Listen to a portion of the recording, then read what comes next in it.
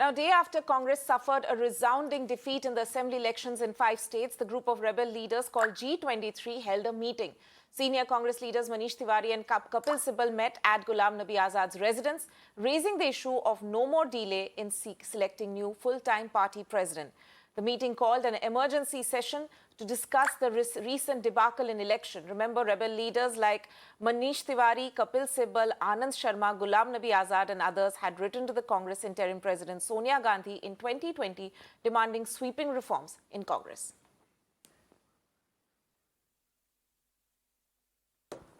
So this is, of course, the G23 leaders who met last night at Ghulam Nabi Azad's residence. Remember, they had, of course, written to Sonia Gandhi a few days back.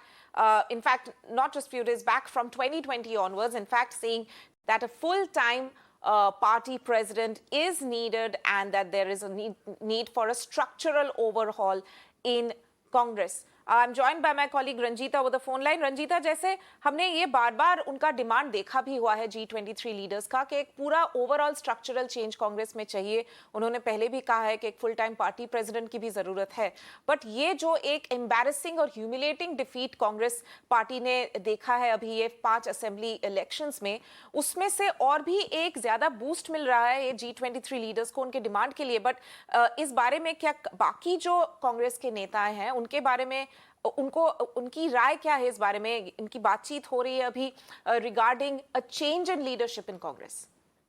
बिल्कुल, देखिए जो 5 राज्यों के नतीजे आए हैं इससे जाहिर तौर पर न सिर्फ G23 बल्कि जिन राज्यों में चुनाव हुए और जो पार्टी की हार हुई है, कई जो स्थानीय नेता हैं, जो प्रदेश के नेता हैं, उनमें भी नाराजगी है.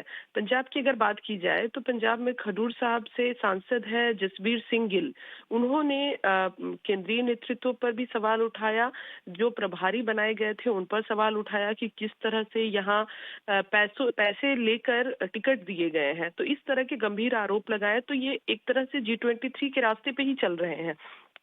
कल जो बैठक हुई G23 की, गुलाम नबी आजाद के आवास पर ये बैठक हुई. 2.5 घंटे की इस बैठक में जो सूत्र बता रहे हैं, जिनसे हमारी भी बात हुई, उनका कहना था कि कोई फॉर्मल बैठक नहीं थी, लेकिन क्योंकि हम पार्टी में हैं और हम एक राजनेता हैं, इसलिए राजनीतिक चर्चा की गई और उन 5 राज्य जहां पार्टी की हार हुई है उसको लेकर हमने चर्चा की है.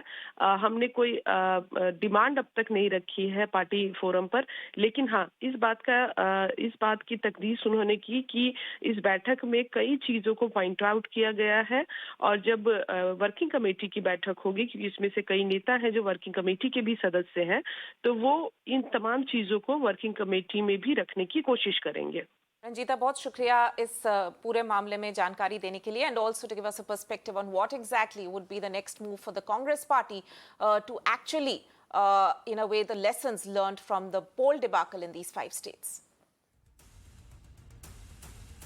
With that, it's time for us to slip into a short break. More news and updates on the other side. Stay tuned.